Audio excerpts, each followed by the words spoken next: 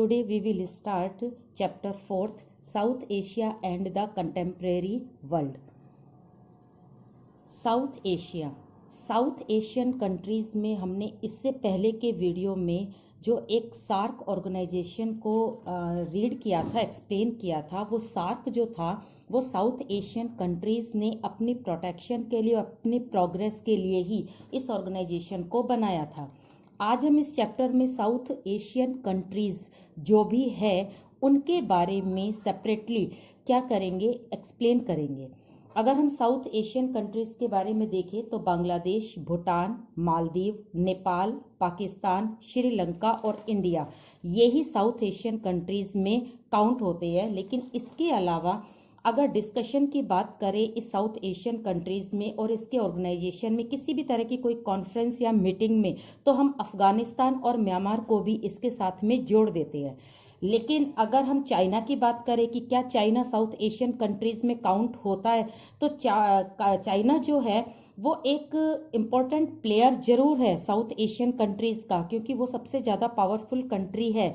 लेकिन वो फिर भी साउथ एशियन कंट्रीज़ में हम उसको इंक्लूड नहीं करते। इट मीन्स हम जो ये 7 कंट्रीज़ है इन्हीं को ही कंसीडर करते हैं। इसके अलावा जितना भी अफ़गानिस्तान, म्यांमार और चाइना है, ये सिर्फ डिस्कशन के लिए या कभी कभार कोई मीटिंग अटेंड करने के लिए ही काउंट किए जाते हैं। तो साउथ एशियन कंट्रीज़ एक ऐसा फील्ड है, एक ऐसा एरिया है जो एशिया कॉन्टिनेंट के साउथ में जो भी सेटअप है कंट्रीज़, उन कंट्रीज़ के बारे में हमें देखने को मिलता है। ये जो एरिया है इसमें हमें कॉन्फ्लिक्ट तो मिलते ही है, डिस्प्यूट्स भी इनमें मिलते हैं। इसमें गुडविल, अच्छी चीज़ें और बुरे विवाद वगैरह ये भी हमें दिखाई देंगे। होप और डिज़ायर, हमें यहाँ पर आशा और निराशा भी दिखाई देंगी। यहाँ पर म्यूचुअल डाउट्स और ट्रस्ट, यानी एक दूसरे पर ये कंट्री जो है वो डाउट भी करते हैं, लेकिन एक दूसरे के लिए ये विश्वास भी रखते हैं। ये सारी चीज़ें जो मिक्सिंग दिखाई दे रही है, ये सारी की सारी चीज़ें किस में दिखाई देती है? साउथ एशियन कंट्रीज़ में। तो सबसे पहले आपको जो लर्न करना है वो ये लर्न करना है कि एशिया के साउथ में जो कंट्री कंसीडर होते हैं वो कौन कौन से हैं। उनमें फर्स्ट आपको लर्न करना है Bangladesh, Bhutan, Maldives, Nepal, Pakistan, Sri Lanka and India. Okay, 1 2 3 4 5 6 7, तो ये 7 कंट्रीज जो है वही साउथ एशियन कंट्रीज माने जाते हैं। अदरवाइज जो चाइना है, अफगानिस्तान है, म्यांमार है, इनको भी कुछ लोग कहते हैं कि साउथ एशियन कंट्रीज है, लेकिन इनको हम साउथ एशियन कंट्रीज में कंसीडर नहीं करेंगे। अब हम आगे इसके बारे में देखते हैं कि साउथ एशियन कंट्रीज में जो प्रॉब्लम्स है, इनके अंदर जो कॉन्फ्लिक्ट्स है, उनमें कौन कौन सी प्रॉब्लम्स ये सारे कंट्रीज एक साथ फेस करते हैं। उसमें हम सबसे पहला देखते हैं, फर्स्ट जो प्रॉब्लम ये फेस करती है वो है नेचुरल डिजास्टर। एक्चुअली में चाहे बांग्लादेश हो, भूटान हो, नेपाल हो, पाकिस्तान जो भी हो, ये सारे कंट्रीज एक प्रॉब्लम जिसे नेचुरल डिजास्टर कहते हैं, इसके अंदर क्या क्या चीज़ आती है, जैसे अर्थक्वेक है, फ्लड है, या लैंडस्लाइड है, साइक्लोन्स है, एपिडेमिक है। ये सारी की सारी जितने भी डिजास्टर है ये साउथ एशियन कंट्रीज को सफ़र करते हैं। और ये पूरा एरिया ऐसे डिजास्टर से बहुत ज़्यादा परेशान कह लो, या फिर बहुत ज़्यादा इस डिजास्टर से इनको क्या होता है, हार्म होता है। तो ये एक बहुत बड़ी प्रॉब्लम ये सारे कंट्रीज क्या करते हैं, फेस करते हैं। सेकंड इनकी प्रॉब्लम है population, high population growth. Actually, the rapid population growth has overburdened the area's education system and poverty. Obvious है, अगर पॉपुलेशन ज़्यादा होगी तो एजुकेशन सिस्टम और पॉवर्टी, अनएम्प्लॉयमेंट, उन पर बहुत ज़्यादा फर्क पड़ेगा। अगर ये सारे कंट्रीज इस वाली प्रॉब्लम से सफ़र है तो उनका जो एजुकेशन सिस्टम है वो भी वीक होगा। अनएम्प्लॉयमेंट से भी ये सारे लोग फेस करेंगे और अनएम्प्लॉयमेंट से पॉवर्टी आएगी और पॉवर्टी से आगे क्या आएगी? स्टारवेशन, भुखमरी होगी। तो ये सारे कंट्रीज बढ़ती हुई पॉपुलेशन से बहुत ज़्यादा क्या है? सफ़र है। नेक्स्ट करते हैं थर्ड इसकी problem, government instability and corruption. ये प्रॉब्लम इन सारे कंट्रीज में हमें देखने को मिलती है। ये प्रॉब्लम एक कॉमन प्रॉब्लम है। यहाँ की जितनी भी जनता है वो अपनी सरकार, अपनी गवर्नमेंट के इनस्टेबल होने से, करप्ट होने से बहुत ज़्यादा परेशान है। लगातार ये इश्यू बनते रहते हैं क्योंकि जो सरकारें हैं, जो गवर्नमेंट है, उनके ऊपर ब्लेम लगते रहते हैं बहुत बड़े बड़े स्कैम के, घोटाले के। और ऐसे घोटालों को जनता बिल्कुल भी बर्दाश्त नहीं करती है। तो आए दिन यहाँ पर प्रोटेस्ट, हड़ताल या डिसऑर्डर चलता रहता है due to instability and corruption by government. तो गवर्नमेंट वहाँ पर मोस्टली देखा जाए तो सरकार कभी किसी स्कैम में फंस गई है, कभी किस में फंस गई है, कभी वो किसी को अकाउंटेबल है, कभी वो नहीं है, कभी जनता उनसे सवाल पूछ रही है, कभी वो जवाब देती है, कभी वो नहीं देती है। तो इस तरह का जो एक माहौल है, जो एटमॉस्फेयर है, वो सारे के सारे कंट्रीज क्या कर रहे हैं? फेस कर रहे हैं अपनी गवर्नमेंट को स्टेबल करने के लिए। राइट। नेक्स्ट आता है फोर्थ, लो इकोनॉमिक स्टेटस। ये सारी प्रॉब्लम जो आपने ये 3 प्रॉब्लम पहले देखी है, रीड करा है, तो उससे अपने आप ही ये कंक्लूजन निकल जाता है कि यहाँ के जितने भी कंट्रीज है उनका इकोनॉमिक स्टेटस क्या होगा? लो होगा। क्योंकि जो गवर्नमेंट इनस्टेबल है, करप्ट है, जहाँ पर जिन कंट्रीज की पॉपुलेशन ज़्यादा है, आए दिन वहाँ पर डिजास्टर आते हैं, तो इकोनॉमिक स्टेटस अपने आप क्या हो जाएगा? लो हो जाएगा। और अगर इकोनॉमिक स्टेटस लो है तो किसी भी कंट्री की जो जीडीपी है वो भी क्या होगी? लो होगी। और अगर जीडीपी लो है तो उसका एक्सपोर्ट, इंपोर्ट, हर चीज पर उसका क्या पड़ेगा? फर्क पड़ेगा, उसका इम्पैक्ट नेगेटिव पड़ेगा। तो इस तरह से ये लो इकोनॉमिक स्टेटस भी इन सारे कंट्रीज की एक कॉमन क्या है? प्रॉब्लम है। ओके। नेक्स्ट है फिफ्थ, टर्बुलेंट रीजन।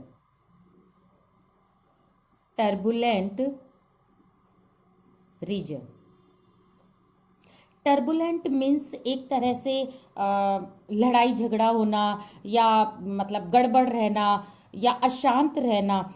तो ये जो एक तरह का एरिया है, रीजन है, ये कैसा है? अशांत है। विद्रोह होते रहते हैं, कुछ ना कुछ यहाँ पर चलता रहता है। कभी किसके लिए, कभी एथनिक स्ट्राइफ हो रहा है, कभी कास्ट को लेकर लड़ाई हो रही है, कभी रिसोर्स शेयरिंग पर लड़ाई हो रही है, और कभी कभी कॉन्फ्लिक्ट हो रहे हैं जनता के बीच में, जनता और सरकार के बीच में, कभी कभी बिटवीन 2 स्टेट्स, कभी सिविल वॉर हो रहा है। तो इस तरह से ये रीजन किस लिए फेमस है? क्योंकि ये जो रीजन है, ये जो एरिया है, ये जो फील्ड है, ये हमेशा क्या रहता है? अशांत रहता है, डिसऑर्डर रहता है। इसलिए वर्ल्ड पॉलिटिक्स में साउथ एशियन कंट्रीज को बहुत ही लो स्टैंडर्ड से देखा जाता है। तो इस तरह से ये सारी प्रॉब्लम्स जो है ये साउथ एशियन कंट्रीज क्या कर रहे हैं? फेस कर रहे हैं। और ये सारी प्रॉब्लम सारे कंट्रीज की क्या रहेगी? कॉमन रहेगी। तो ये तो हमने बात करी प्रॉब्लम्स की, लेकिन क्या इन प्रॉब्लम्स को दूर करने के लिए ये कंट्रीज को स्टेप लेते हैं? कुछ ऐसा एफर्ट्स करते हैं जिससे कि इनके यहाँ पर क्या हो जाए? पीस हो जाए। तो नेक्स्ट हम बात करेंगे एफर्ट्स फॉर पीस। पीस के लिए ये कंट्री क्या कर रही है? कौन कौन से प्रयत्न कर रही है? इसमें हम सबसे पहले काउंट करेंगे सापी, SAPI। It means south Asia piece initiative,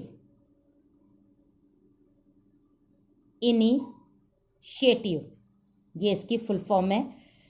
तो ये इस तरह से सापी एक कॉन्फ्रेंस है एक मीटिंग है जिसमें सारे लीडर, ये सारे कंट्रीज के लीडर्स जो है वो कुछ इस तरह की एक्टिविटीज करते हैं जो उनकी सोसाइटी में जो भी एविल्स है, जो भी नेगेटिव इम्पैक्ट देने वाली चीज़ है, उसको हटाने के लिए, उसको रिमूव करने के लिए ये सारे लोग क्या कर रहे हैं, डिस्कस कर रहे हैं।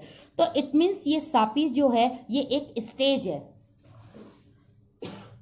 एक स्टेज है, एक प्लेटफॉर्म है जो साउथ एशियन कंट्रीज को क्या करती है, एक बनाए रखती है। नेक्स्ट हम इसमें देखते हैं सेकंड जो एफर्ट्स है,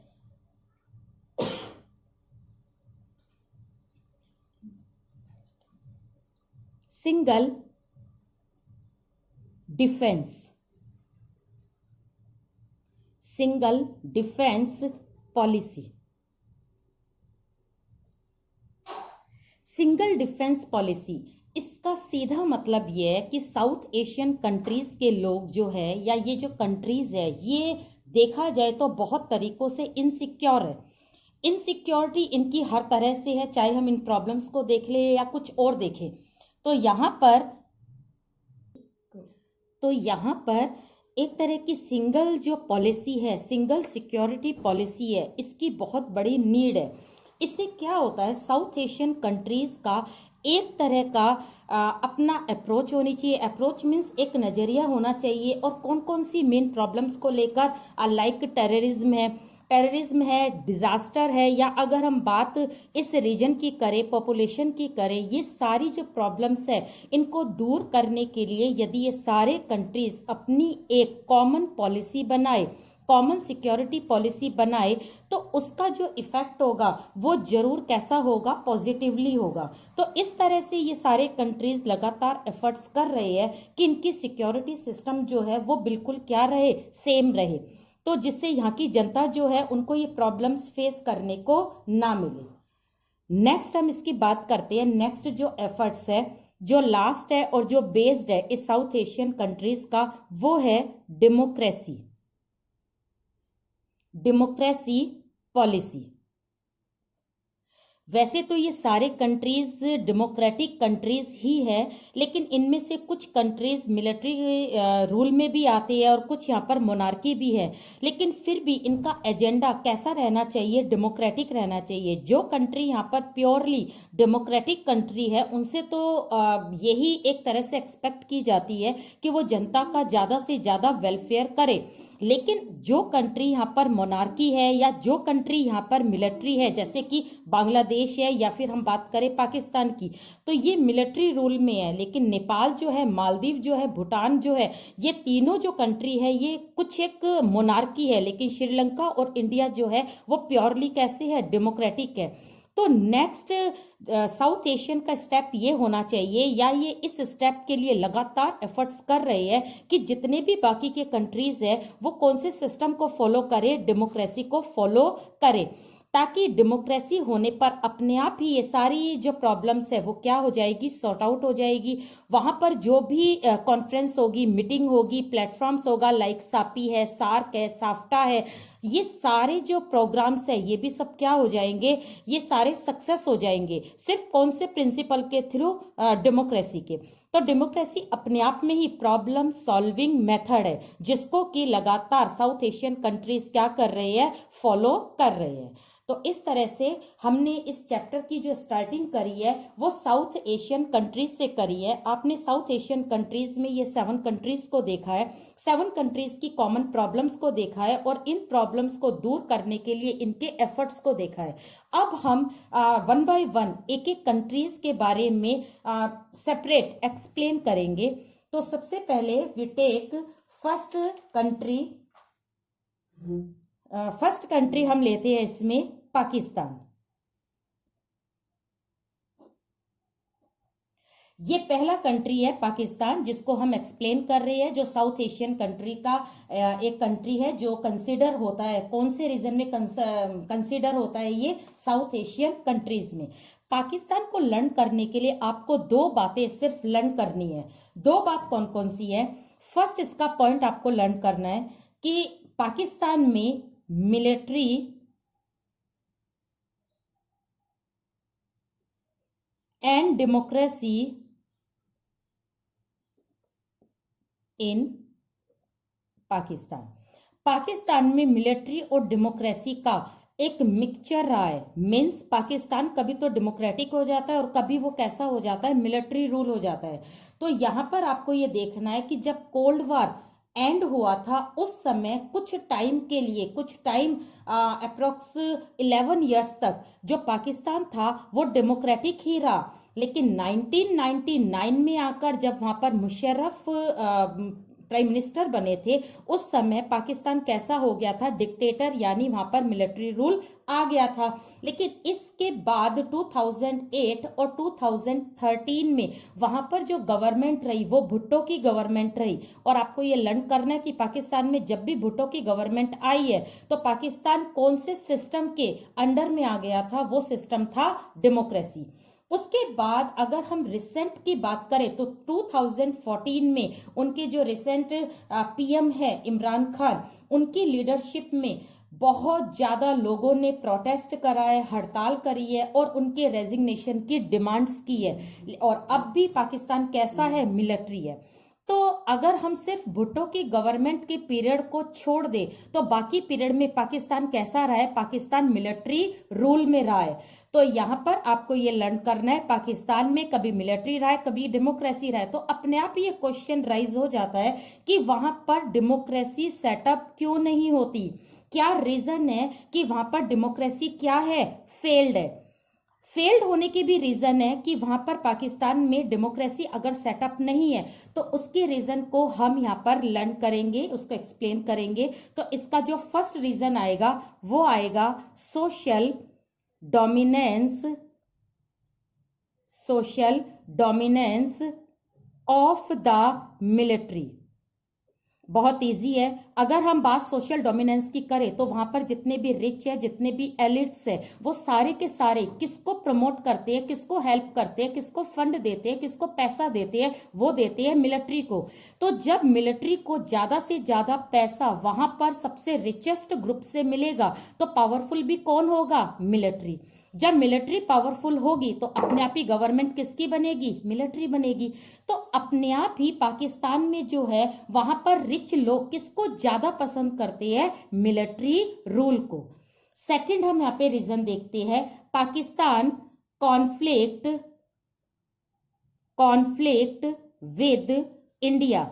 ये आप सब जानते हैं कि लगातार पाकिस्तान का जो कॉन्फ्लिक्ट रहता है वो चाहे किसी से भी रहे लेकिन मेनली किससे रहता है, इंडिया से रहता है। इसलिए उनको ऐसा लगता है, उनका माइंडसेट ऐसा है, उनकी थिंकिंग ऐसी है कि उन्हें ये लगता है कि अगर उनकी आर्मी वीक पड़ गई तो इंडिया उनको क्या कर लेगी, कैप्चर कर लेगी और इंडिया उनको क्या कर देगी, सप्रेस्ड कर देगी। इसलिए इंडिया को वीक करने के लिए उनकी मिलिट्री क्या होनी चाहिए, पावरफुल। इसलिए वो मिलिट्री को बहुत ज्यादा पसंद करते हैं और डेमोक्रेसी को इतना ज्यादा वो इंपॉर्टेंस नहीं देते। राइट। नेक्स्ट आता है थर्ड। थर्ड में हम करते हैं सेल्फिश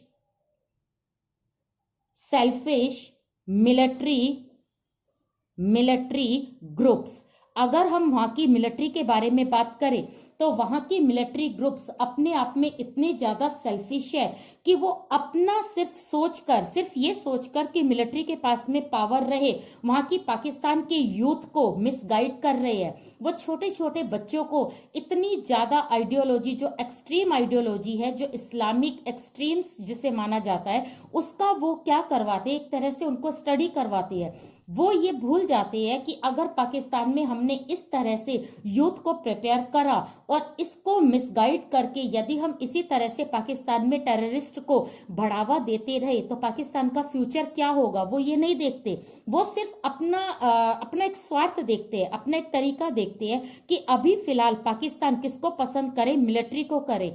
आगे आने वाले टाइम पर पाकिस्तान का क्या होगा अगर वो डेमोक्रेटिक नहीं हुआ और मिलिट्री से क्या क्या प्रॉब्लम्स है, ये बातें वो जनता को नहीं बताते। और स्पेशली किसको नहीं बताते हैं, जो स्टूडेंट्स होते हैं, जो वहां के यूथ होते हैं। तो इस तरह से ये यूथ जो है ये भटका हुआ है वहां पर। वो जो छोटे छोटे बच्चे हैं वो भी किसको ज्यादा पसंद करते हैं, मिलिट्री को। नेक्स्ट आता है fourth, the lack of international support. सबसे बड़ी और बिग प्रॉब्लम क्या है इंटरनेशनल सपोर्ट की। पाकिस्तान डेमोक्रेटिक बने इसके लिए सबसे पहला जो एफर्ट्स करना चाहिए वो करना चाहिए यूएन को, यूएन के बाद यूएस को, उसके बाद रशिया, चाइना, फ्रांस, ब्रिटेन, ये सारे सुपर पावर है। लेकिन ऐसा नहीं होता। डेमोक्रेसी के लिए पाकिस्तान को कभी भी इंटरनेशनल सपोर्ट नहीं मिला।